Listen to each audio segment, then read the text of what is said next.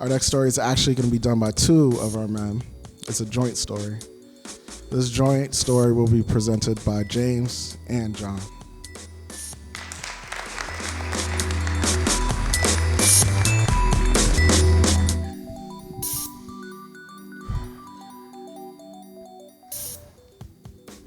Why? Why do they keep shoving me and pushing me around? It's only playground soccer, and we're playing on blacktop. It's hard enough playing in the loose gravel and not falling without getting shoved around. I mean, don't get me wrong, I know soccer is a physical game, but I'm clearly being targeted. No one else is getting the same defensive hip checks or elbows thrown into their chest. I know they're picking on me because these two boys have decided I'm no longer their friend. There'll be no more playing between classes, no more inside jokes, no more sleepovers, and no more building forts in the woods to play in. What I don't know is why I wasn't their friend anymore. What did I do? Was it something I said?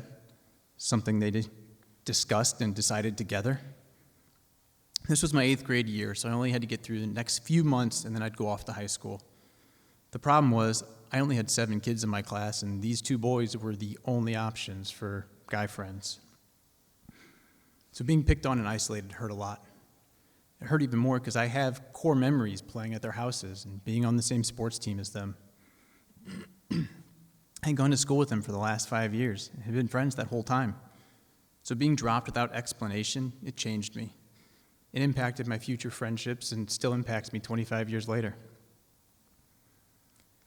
I started high school alone, no friends. One of those boys went to the same high school I did.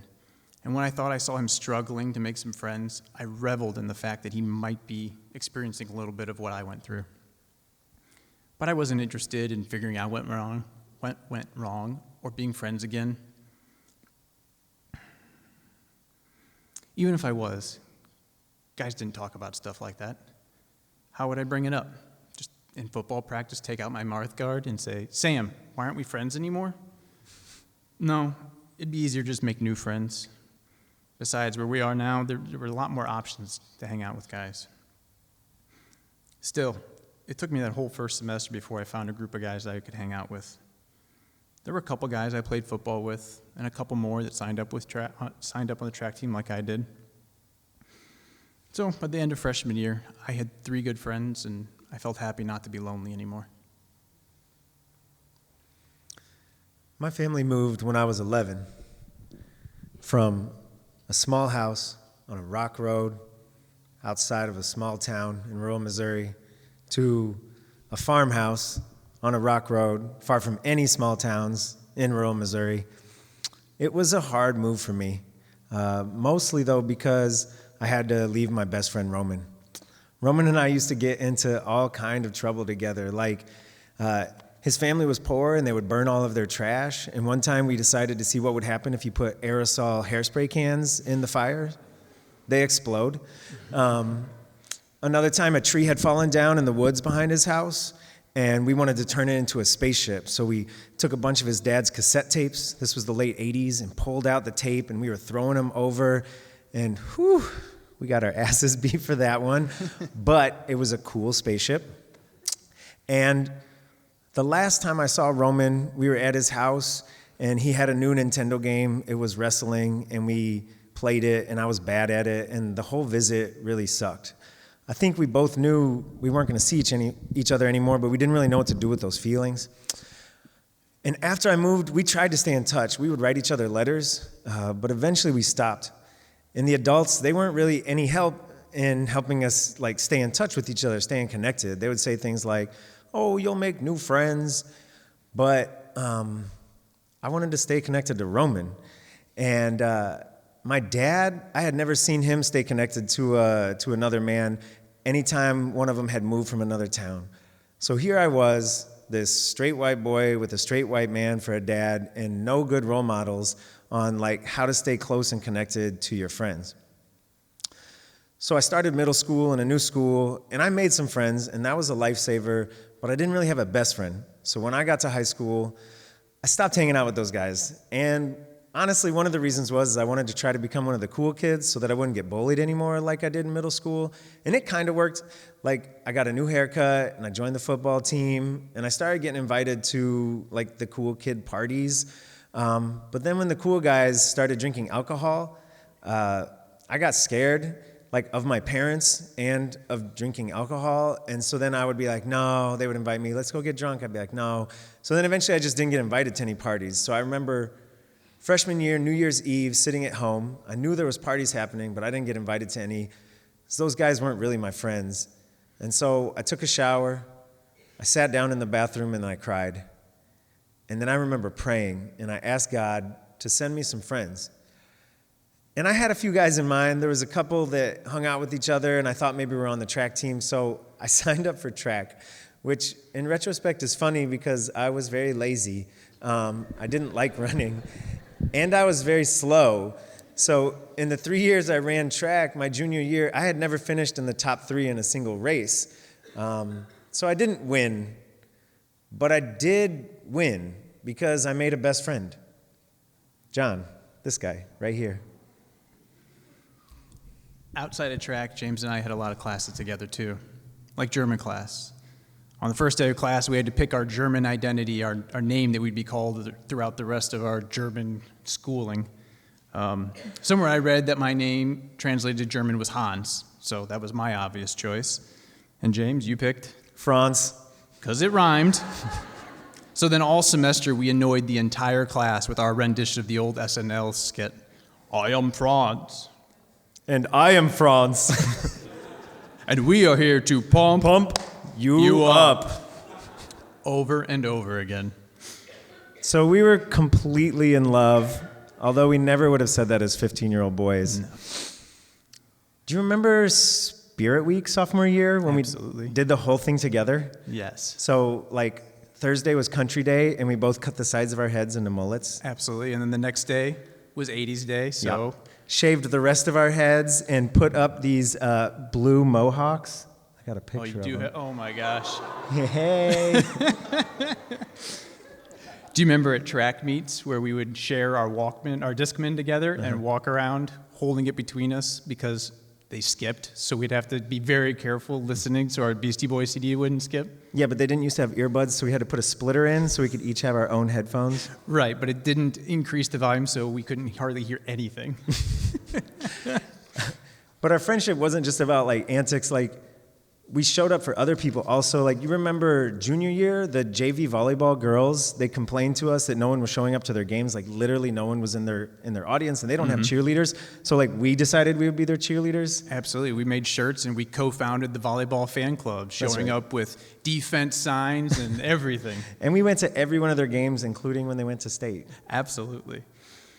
But being best friends is more than just hanging out and sharing antics. We also had each other's back. One time I was in class being disruptive and completely interrupting class, but the teacher, Miss Parcells, she was pretty smart and knew that she could pit us against each other. Do you remember what she did? Yeah, she told me I couldn't talk for the rest of class. That's right, and then you didn't talk and got me out of the detention. Yeah. And then junior year, Mr. Nelker's class, biology, I was getting bored. I was sitting in the back of class, and I'm a fidgety kind of person, so I started making these, like, water droplet sounds. I was like... And he knew it was me, so he started coming for me. He was like, Mr. Meinert, blah, blah, blah. And then from the other side of the classroom, we didn't talk about this ahead of time or anything. John hit that water droplet, and Mr. Nelker was like, I'm sorry, Mr. Meinert. Like, I apologize. Or how about the time the librarian caught me chewing gum in the library and was going to give me detention, so wrote my name on her Post-it and stuck it on her desk. And then when she walked away. Yeah, because she didn't fill out the sheet yet. She was going to do that later, so I took the Post-it so you wouldn't get a detention. And I waited, and I never got called to detention. That's right. Plausible deniability, though. That's right. But then at the end of junior year, like, the earth started shifting beneath our feet. Like, our friend group started splintering. And we were still good friends. We were excited about going to Europe on this educational trip we were going to do together. We had a homestay in Germany for 10 years. And 10 days. 10 days, thank you. And do you remember we had to fill out like a homestay application, and we lied on it. Absolutely. We told them our birthdays were going to be while we were over there because we wanted to have a party. Like one day apart, that's right. But when we got to Europe, it wasn't what I expected. John's girlfriend, Erin, was there also, and Erin and I were good friends. We had, known each other for a couple years now, but John and Erin were like all about each other on this trip. And so I kind of felt like this third wheel or kind of left out the whole time. And I remember deciding on that trip, like when I got back to the U.S., I was going to get a girlfriend. I think I had given up on the possibility of intimacy and closeness with another man, right? And I felt betrayed and I felt hurt, but I didn't know how to be vulnerable and honest to tell John that. Erin broke up with me not long after we got back. It was my first real heartache, and I really could have used a friend to lean on. But I had spent so much time with her that I neglected my friendship with James. So I didn't turn to him for support. I guess I felt like we'd already grown too far apart. He was actually spending more time with Erin, helping her get through the breakup because they were good friends. And I saw how much time they were spending together, and my immaturity and adolescent mind turned to jealousy and spite. So when I came back from summer for senior year with long hair dyed a ridiculous blonde, I interpreted James's laughter when he saw it as malicious. In my mind, I was right back to 8th grade on the soccer field. I wish I would have had the emotional maturity and intelligence to do then what I couldn't do before and tell him how I was feeling. I hadn't seen guys work through their feelings and friendships like that. I didn't know where to begin. Instead, I resigned to myself. I just resigned that we weren't going to be friends anymore. I got through senior year, but I had a really rough time. I could have used a core group of friends like I had sophomore and junior years. Like I did in 8th grade, I felt alone and isolated, hurt that another close friendship ended without any explanation. In college, I found myself not getting close to potential guy friends. It's easier to end a friendship if you're not close. To this day, I don't find it easy to get close to other guys and become good friends. I read recently that American adult men are in a friendship recession, that we have less close, connected friends than adult men have ever had in the history of this country, and less than any other group of people. And I can attest to that. The list of boys and men that I've loved and no longer talk to or even know where they live is long. And it doesn't make sense to me why John and I stopped being friends. Like, no matter how I try to make it make sense, I can't figure it out. All I can figure is that we had each other's backs when things were fun, but when things got hard, neither of us knew how to work through that. We had no good role models on that, no one how to teach us how to have those conversations, so we just walked away.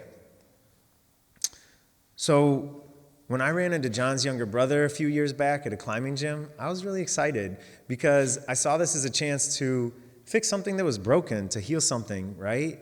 I knew I still loved 16-year-old John, but I wanted to know if I loved 35-year-old John. And I knew now this was my chance because that little boy still lives inside of me and still feels hurt and doesn't want to reach out. But now I'm the adult, and I get to hold him, give him a hug, and be the one that says, no. Like, reach out one more time. Like, send him another letter. Send him a text. Call him up. See how he's doing. Like, I bet he misses you. I bet he needs you as much as you need him. When you reached out to reconnect, I remember hesitating. Before I accepted, I decided that I wasn't ready to really feel all those feelings again. So I kept up the walls I'd built over the years. We rock climbed a couple times, got to hang out, but I always kept it surface. And when it got to be where it wasn't convenient for us to hang out anymore, I didn't make the effort to keep hanging out. I know I wasn't ready to go through all of the feelings. What was that, 5-6 years ago? So a few months ago, when James reached out to ask if I would be interested in doing a storytelling event, I thought, I think I've grown over the years. I might be ready to start talking through some of those feelings, seeing what happened with us, take out the proverbial mouth guard, if you will, and ask James, why aren't we friends anymore? I didn't realize, of course, that we'd be doing it on stage in front of all these people. But I'm glad we're finally getting to talk through what happened in our friendship. It might be too late for 16-year-old James and John to figure out what the hell went wrong, but I'm glad 40-year-old us get to do it.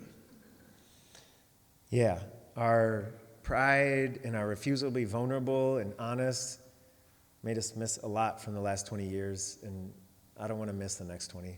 I agree, man. Come here.